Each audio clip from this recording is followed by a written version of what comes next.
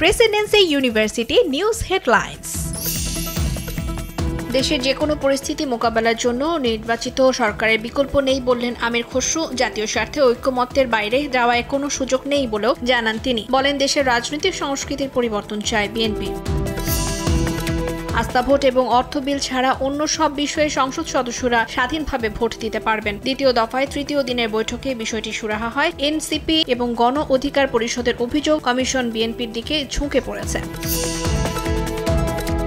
স্থানীয় সরকারের আইন অনুযায়ী শপথ গ্রহণের আগ পর্যন্ত মেয়রের দায়িত্ব নেবেন না বলে জানিয়েছেন ইশরাক হোসেন। আন্দোলনের কারণে জরুরি সেবা যেন বন্ধ না হয় সেজন্য দক্ষিণ সিটি কর্মকর্তা কর্মচারীদের নির্দেশনা দিয়েছেন তিনি।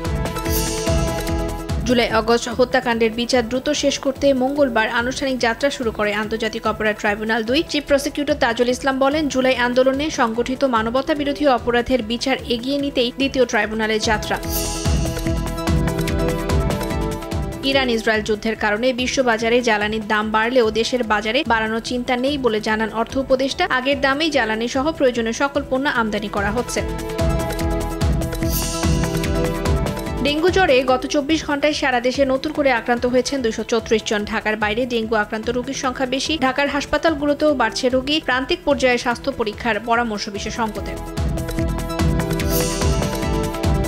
ঢাকা আরিচা মহাসড়কের 20 মাইল নবীনগর ও সাভার এলাকায় অভিযান চালিয়ে ছিনতাই চক্রের 5 সদস্যকে গ্রেফতার করেছে যৌথ বাহিনী। এ সময় তাদের কাছ থেকে ছিনতাইয়ের ব্যবহৃত ধারালো অস্ত্র উদ্ধার করা হয়।